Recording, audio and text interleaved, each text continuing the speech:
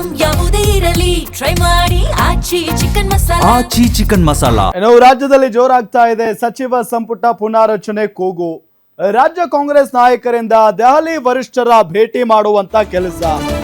ಶಾಸಕರ ಬೆನ್ನಲ್ಲೇ ಪರಿಷತ್ ಸದಸ್ಯರು ಸಚಿವ ಸ್ಥಾನಕ್ಕೆ ಬೇಡಿಕೆಯನ್ನ ಇಡ್ತಾ ಇದ್ದಾರೆ.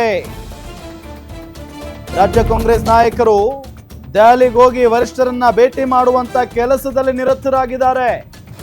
ಶಾಸಕರ ಬೆನ್ನಲ್ಲೇ ಪರಿಷತ್ ಸದಸ್ಯರು ಕೂಡ ಸಚಿವ ಸ್ಥಾನಕ್ಕಾಗಿ ಪಟ್ಟು ಹಿಡಿದಿದ್ದಾರೆ. ಮಲ್ಲಿಕಾರ್ಜುನ ಖರ್ಗೆ ಅವರನ್ನ ಭೇಟಿ ಮಾಡಿದ್ದಾರೆ ಸಲೀಂ ಅಹಮದ್.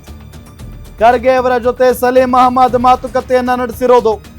ಸಚಿವ ಸ್ಥಾನದ ಪ್ರಬಲ ಆಕಾಂಕ್ಷಿಯಾಗಿರುವಂತ ಸಲೀಂ ಅಹಮದ್ 30 ವರ್ಷಗಳಿಂದ ಪಕ್ಷಕ್ಕಾಗಿ ಕೆಲಸ ಮಾಡಿದ್ದೇನೆ. ಸಂಪುಟ ಪುನಾರಚನೆ ವೇಳೆ ನನಗೂ ಅವಕಾಶವನ್ನ ನೀಡಿ. ನಾನು ಎಲ್ಲಿಯೂ ಪಕ್ಷದ ವಿರುದ್ಧ ಮಾತಾಡಿಲ್ಲ. ಪಕ್ಷ ಕೊಟ್ಟ ಎಲ್ಲ ಜವಾಬ್ದಾರಿಯನ್ನ ನಿರ್ವಹಿಸಿದ್ದೇನೆ. 2 ಬಾರಿ ಸಚಿವ ಸ್ಥಾನ ಮಿಸ್ ಆಗಿದೆ. ಈಗ ಅವಕಾಶ ಮಾಡಿಕೊಡಿ ಅಂತ MLC ಸಲೀಂ ಅಹಮದ್ ಹೇಳಿಕೆಯನ್ನ ಕೊಟ್ಟಿದ್ದಾರೆ.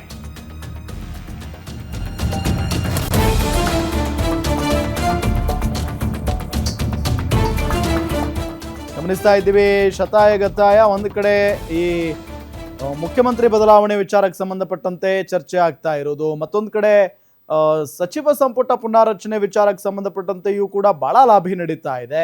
ಅಂದ್ರೆ ಹೈಕಮಾಂಡ್ ನಾಯಕರನ್ನ ಭೇಟಿ ಮಾಡೋದು, ಸಂಪುಟ ಪುನಾರಚನೆ ಆಗಲೇಬೇಕು ಅಂತ ಹೇಳೋದು, ಇದೆಲ್ಲವೂ ಕೂಡ ದೊಡ್ಡ ಮಟ್ಟದಲ್ಲಿನೇ ನಡೀತಾ ಇದೆ. ಬಹಳ ಪ್ರಮುಖವಾಗಿ ಮುಸ್ಲಿಂ ನಾಯಕರು, ಅದರಲ್ಲೂ ಸಲೀಂ ಅಹಮದ್ ಅವರು ಈ ಬಾರಿ ಪ್ರಬಲ ಆಕಾಂಕ್ಷಿ ಆಗಿರೋದು ಸಂಪುಟ ಸೇರುವ ನಿಟ್ಟಿನಲ್ಲಿ.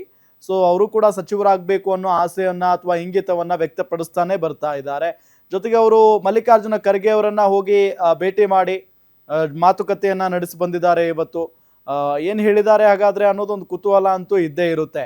ಅದರಲ್ಲೂ ನಮಗೆ ಬಂದಿರೋ ಮಾಹಿತಿ ಪ್ರಕಾರ ನಾವು 30 ವರ್ಷಗಳಿಂದನೂ ಕೂಡ ಪಕ್ಷಕ್ಕಾಗಿ ಪ್ರಾಮಾಣಿಕವಾಗಿ ದುಡಿದಿದ್ದೇನೆ, ಕೆಲಸ ಮಾಡಿದ್ದೇನೆ. ಸಂಪುಟ ಪುನಾರಚನೆ ವೇಳೆ ನನಗೂ ಕೂಡ ಅವಕಾಶವನ್ನ ಮಾಡಿಕೊಡಿ. ನಾನು ಎಲ್ಲಿಯೂ ಕೂಡ ಯಾವತ್ತೂ ಕೂಡ ಪಕ್ಷದ ವಿರುದ್ಧ ಮಾತಾಡಿಲ್ಲ. ಪಕ್ಷ ಕೊಟ್ಟಂತ ಎಲ್ಲ ಜವಾಬ್ದಾರಿಯನ್ನ ನಾನು ಪ್ರಾಮಾಣಿಕವಾಗಿ ನಿರ್ವಹಿಸಿದ್ದೇನೆ. 2 ಬಾರಿ ಸಚಿವ ಸ್ಥಾನ ನನಗೆ ಮಿಸ್ ಆಗಿದೆ. ಈಗ ಅವಕಾಶ ಮಾಡಿಕೊಡಿ ಅನ್ನೋ ನಿಟ್ಟಿನಲ್ಲಿ AICC ಅಧ್ಯಕ್ಷ ಮಲ್ಲಿಕಾರ್ಜುನ ಖರ್ಗೆ ಅವರ ಮುಂದೆ ತಮ್ಮ ಮನವಿಯನ್ನ ಮಾಡ್ಕೊಂಡಿದ್ದಾರೆ ಸಲೀಂ ಅಹಮದ್ ಅವರು.